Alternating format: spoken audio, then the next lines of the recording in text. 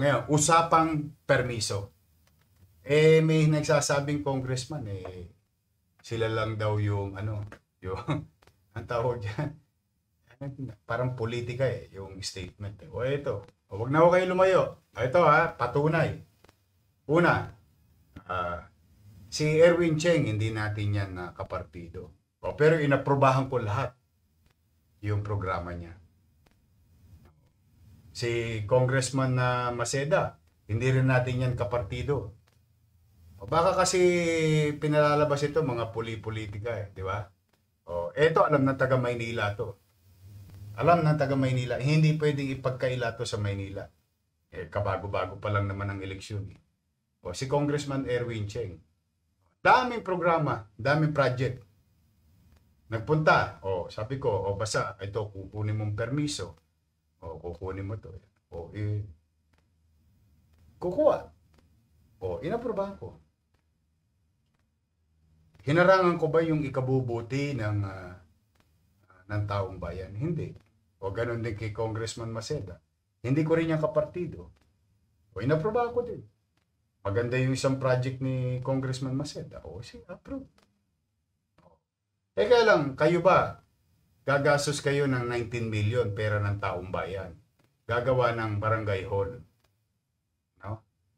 Tapos, sa bangketa. Tapos tatakpan yung eskwelahan. Tama ba yun? Aprobahan mo ba yun? Unang-una, tama rin siya. Tama rin siya na marami ng barangay hall na nasa bangketa sa Maynila.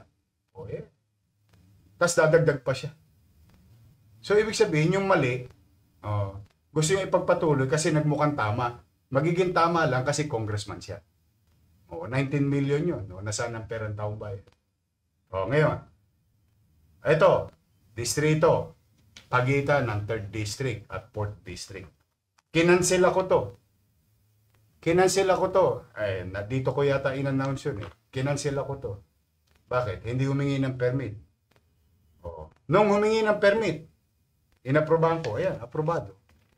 Pagawain ng DPWH. District 3 and District 4. Ito yung di masalang. Bakit kailangan humingi ng permiso? Kasi kailangan namin gumawa ng traffic plan. Isasara yung tulay Hindi ngayon magugulat ang taong bayan.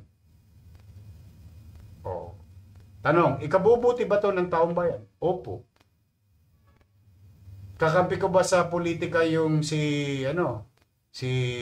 Joel Chua? Hindi. Kakampi ko ba sa politika si Edward Maceda? Hindi. Distrito ba nilang dalawa to? Opo. Inaprobahan ko ba? Opo. Approve. Ayan. Kaya, anong nangyari? Nakagawa ngayon ang MTPB ng traffic plan sa pagsara ng kalsada ng tulay ng Dimasalang. Ano ang maganda rito? Ayan po, approve po. Ano po maganda rito? Nagbayad po sila ng buwis.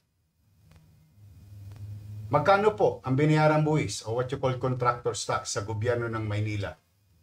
504,000 ang binayad. Yun yata ang ayaw ipagawa ng mga ibang congressman. Baka kasi mabawasan ko yung pribilehiyo o yung para sa kanila kung ano man. Kung sino man yun.